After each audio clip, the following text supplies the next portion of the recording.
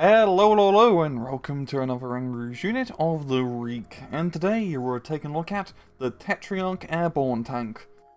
The Tetrarch was a tank developed in the late 1930s. It was the Mark 7 light tank as it was known. It was to replace the older Mark 6. The main improvement with the Mark 7 is it actually had an anti-tank gun, a 2-pounder, while the Mark 6 was only armed with machine guns. The production of this tank would actually be delayed quite a bit. After the Battle of France and the poor performance of the British light tanks, the War Office wasn't really keen in developing more light tanks. They wanted to focus more on the cruiser and infantry tank designs.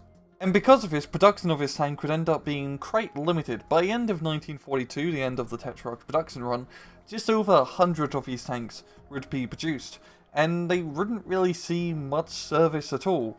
A few would be sent over to USSR in the Lend-Lease program. They wouldn't be sent over to North Africa, even though there was kind of a big fight going on over there, due to the fact that they didn't perform well in hot climates. However, a few Tetrarchs would actually see service during the Battle of Madagascar, which is a thing that happened. Eventually, use would be found for the Tetrarch light tank, and that is as an airborne tank. They would stick it inside of a glider and drop it behind enemy lines to support paratroopers on the ground during airborne operations. This was rather beneficial because having some sort of armoured support when you're behind enemy lines, especially when you're only infantrymen and have light equipment, definitely would help out. The airborne divisions would receive roughly 50 of these light tanks, and they would train with them and eventually use them during the D-Day operations. During the D-Day operations with the 6th Airborne Division, the Tetrarch's performance was kind of mediocre. Yes, it was a tank behind enemy lines, which helped out, but the problem with the Tetrarch is it wasn't a great fighting tank. The main problem was it had very light frontal armour and a very light gun for 1944 standards, so if it encountered any German tank of significance, such as a Stug or a Panzer IV or Panzer III, it wouldn't have the best chance in a tank-on-tank fight. Now, a lot of these would end up being lost during the first few stages of the D-Day operations, and due to the fact that none other Tetrarchs were being produced, these would be phased out of service in favour of the American M22 Locust tank, which the British managed to buy in bulk.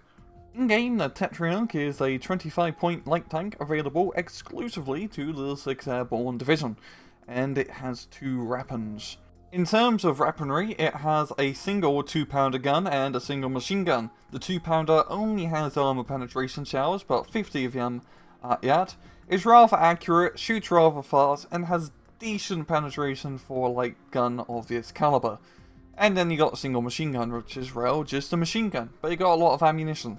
Pop down to the miscellaneous stats, it has 20mm of frontal armor, strong top armor, 15mm on the side, and 10 on back. It has the Raiders tag, meaning that if it's behind enemy lines, it doesn't suffer a morale debuff.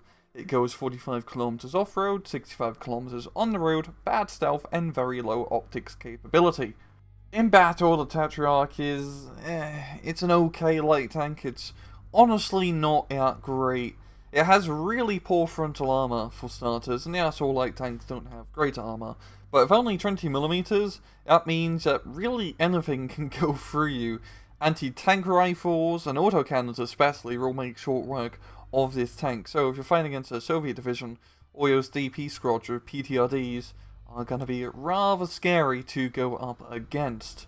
Main gun on this is really designed for killing other light vehicles, as you have no hung explosive capabilities, meaning this is a terrible infantry support tank with only a single machine gun.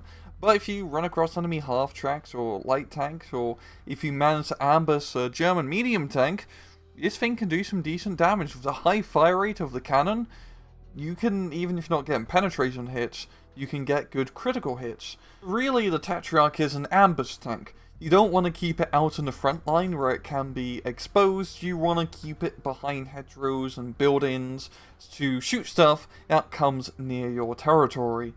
I mean, it does have the Raiders tag, meaning that you can maneuver this thing behind enemy lines and try to ambush, yeah. But that's not really a good idea. It's still a tank, it has terrible optics, so you're going to have to bring recon units along to, well, spot for the Tetrarch. And that just kind of slows down your advance unless you're using recon vehicles.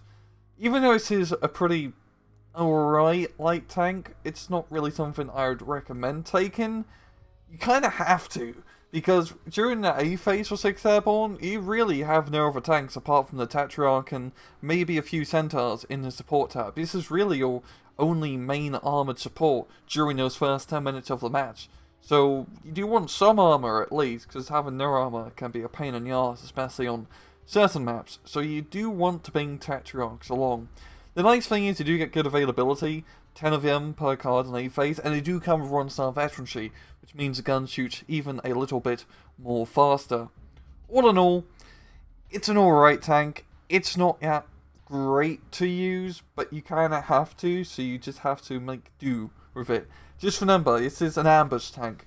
Do not keep it out in the front line where it's always exposed.